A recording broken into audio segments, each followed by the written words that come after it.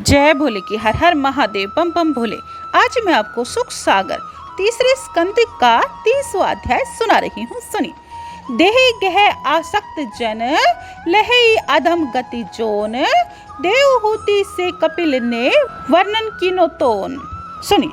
कपिल देव जी बोले, प्राणी अनंत काल में पराक्रम को नहीं जान पाता।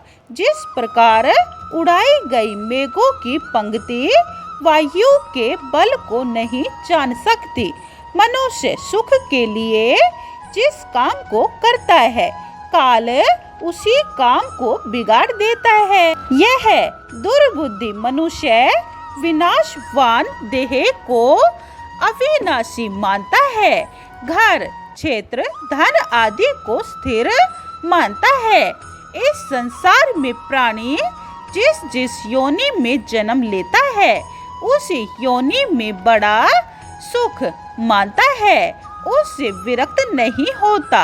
नरक में पड़ा हुआ भी सुख मानता है, उस जगह भी देह छोड़ना नहीं चाहता। और स्त्री पुत्र पशु धन भाई बंधु में फैले हुए मनोरथ वाला यह मनुष्य अपने को बड़ा कृतकृत्य मानता है। लगातार उनके पालन पोषण की चिंता में अनेक पातक करता रहता है। एकांत में स्त्री संभोग के सुखों से बच्चों की तोतली वाणी सुनकर सुख मानता है। कपट धर्म वाले दुख प्रधान घरों में दुख का प्रतिकार करता हुआ सुख मानता है। जिनके पालन पोषण करने से दुर्बुद्धि पाता है, उन्हीं का हिंसा से और धनों से पालन पोषण करता है। दूसरे जीविका के नष्ट हो जाने पर असमर्थ होकर दूसरों के धन के चोरने की इच्छा करता है। तब कुटुंब के पोषण करने में असमर्थ द्रव्य से हीन होकर ऊंची ऊंची श्वास लेकर दुख की हुकारे भरता रहता है। फिर अपने पोषण में भी असमर्थ है। उस पुरुष का उसकी स्त्री आदि आदर नहीं करते, जैसे किसान बूढ़े बैल का आदर नहीं करता है।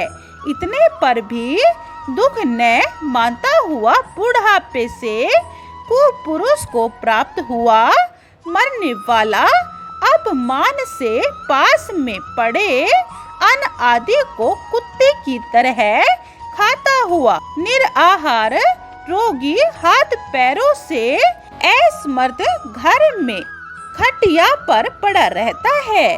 वायु जिनके नेत्र बाहर को निकल आते हैं, खांसी और श्वास के कारण जिनको बड़ी पीड़ा होती है, कफ से जब नाड़ी घेर ली जाती है, कंठ में जिनके घुर घुर शब्द होता रहता है, तब काल की फांसी में पड़ा हुआ शोक करते हुए अपने भाई बंधुओं से घिरा हुआ, हे भाई हे पिताजी, इस तरह बोलने पर भी अत्यंत तीव्र पीड़ा के कारण बोल नहीं सकता, किंतु अपने कुटुंबियों के सामने रोते रोते मर जाता है। तब वह भयंकर दो यमदूतों को देखकर विष्ठा मूत्र कर देता है। तब वे दोनों यमदूत यातना दे गले में फांसियों से बांधकर बड़े लंबे मार्ग में ले जाते हैं। यमदूत जैसे कि अपराधी को ले जाते हैं, तब दूतों के धमकाने से विदीर्ण हृदय वाला रास्ते में कुत्तों से खाया गया अपने पापों की याद करता है। क्षुधा और प्यास से दुखी सूर्य दवा नल और वायु से तपा हुआ पीठ पर कोड़ों की मार से पिटता गया गरम बालू में छाया और जल रहित रास्ते में आसक्त होने पर भी उसे चलाना पड़ता है। जगह जगह पर गिरता पड़ता थका मादा मूर्छित हो जाता है और फिर उठकर यमराज के दरबार में 2 या 3 मुहूर्त में 99,000 योजन में ले जाया गया बड़ी बड़ी तकलीफें पाता है। यहाँ यमलोक में अपने शरीर के जलने, अपने मांस को खाने, कुत्ते और गिद्धों से अपनी आंतों के निकाल लेने, सर्प, बिच्छू आदि जंतुओं से घोर पीड़ा पाने का एवं हाथ पैर के काटने, पहाड़ों की चींटियों से गिराए जाने, जल और गड्ढों में पटकने की तथा रौरव आदि घोर नरकों की पीड़ाओं को पाता है। हे मैया, नरक और स्वर्ग यहाँ ही है। नरक और स्वर्ग का दुख सुख यहाँ ही देखने में आता है। इस तरह कुटुंब तथा अपनी देह का पालन पोषण करता हुआ अंत में दोनों को छोड़ इस प्रकार उनके फल को पाता है।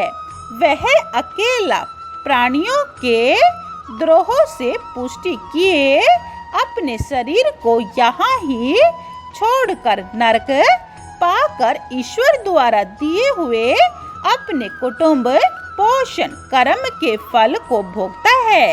हे माता, मनुष्य देह के पहले कितनी यातनाएं तथा कुत्ता, सुअर, कीड़ा आदि योनियां, इन सब को कर्मशय से भोग कर क्षीणकाय होता हुआ शुद्ध होकर फिर इस देह को पाता है। 30वां अध्याय समाप्तम। जय भोले की 31वां अध्याय यह आप दूसरी वीडियो में सुने। बोली ओम नमः भगवते वासुदेवाय। जय भोले की हर हर महादेव बम बम भोले। अगर आपको यह पूरी सुननी है तो यह चैनल सब्सक्राइब कर ले और कमेंट में जय भोले की लिखें। जय भोले।